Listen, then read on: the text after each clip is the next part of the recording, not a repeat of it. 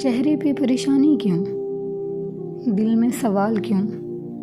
یقین کیوں ڈگمگا رہا ہے؟ دل کو بتاؤ۔ جو اللہ یوسف کو مصر کا شہنشاہ بنا سکتا ہے، یونس کو مچھلی کے پیٹ میں آیت کریمہ پڑھوا سکتا ہے، موسیٰ کی مدد کے لیے سمندر کو 2 حصوں میں کر سکتا ہے، تمہاری پریشانی کو خوشیوں میں تبدیل کرنے پر بھی قدرت رکھتا ہے، ذرے ذرے کی خبر رکھنے والا تمہیں کیسے اکیلا کر دے گا؟ اور پھر مجھے سمجھ آ گئی کہ زندگی اداسی سے بہت آگے کی چیز ہے۔ جو لوگ چھوڑ جائیں انہیں چھوڑ دینا چاہیے، جو توڑ جائیں انہیں معاف کر دینا چاہیے، جو لفظ سمجھ نہ سکیں ان کے آگے خاموشی اختیار کر لینی چاہیے، جو جیسا سمجھتا ہے اسے ویسا سمجھنے دینا چاہیے۔ کسی کے جانے کا دکھ کرنے کی بجائے صحیح وقت کا انتظار کرنا چاہیے۔ ہر شخص کو راضی کرنا لازم نہیں ہے، بس اللہ راضی رہے کافی ہے۔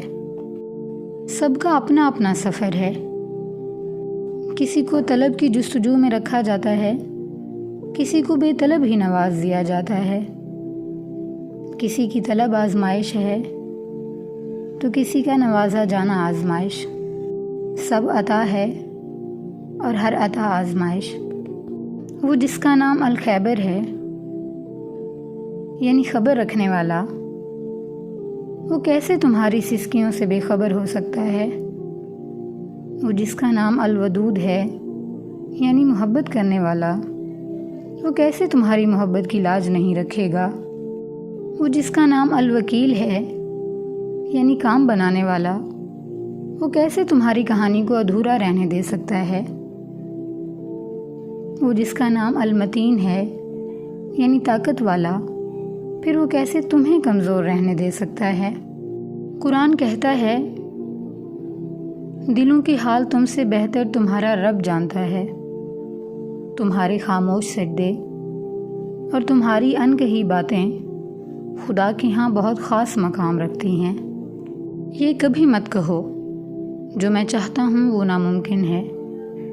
حضرت زکریا کی ہڈیاں بوڑھی ہو چکی تھیں، سر کے بال قبل سے سفید ہو چکے تھے، ان کی بیوی بانجھ تھیں، اس کے باوجود وہ اللہ سے بیٹا مانگ رہے تھے۔ اللہ نے عطا کر دیا اور نام بھی خود رکھا، فرمایا اس کا نام یحییٰ ہوگا۔ وہ سب کچھ کر سکتا ہے، ہر وقت کر سکتا ہے۔ بے شک اللہ ہر ناممکن کو ممکن بنانے پر قادر ہے۔ میرا اللہ فرماتا ہے، یقین رکھو کہ ہم تمہاری طرف سے ان لوگوں سے نمٹنے کے لیے کافی ہیں جو تمہارا مذاق اڑاتے ہیں، اپنے ٹھیک ہونے کا دکھاوا کریں، زندگی کتنی ہی مشکل کیوں نہ ہو۔ چھپانا دوسروں کے ترس کھانے سے کہیں زیادہ خوبصورت ہے۔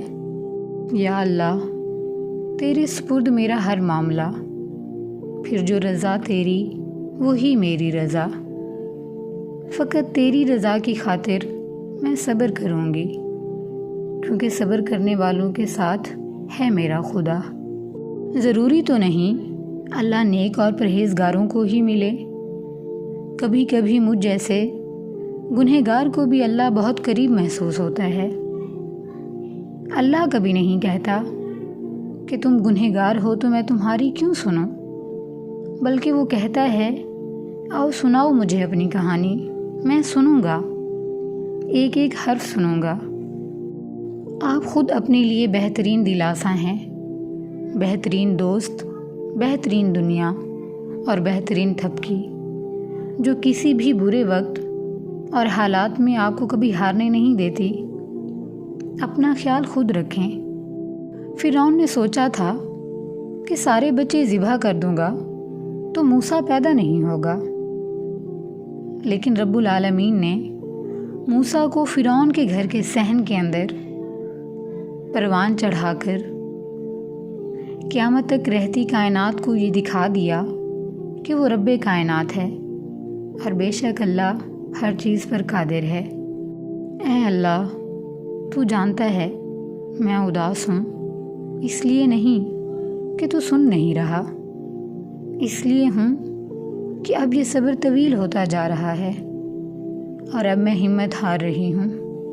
اللہ میرے اس صبر کو اب مختصر کر دے، اللہ میرے لیے آسانیاں کر دے اور ان تمام لوگوں کے لیے بھی آسانیاں کر دے جو تکلیف میں ہیں۔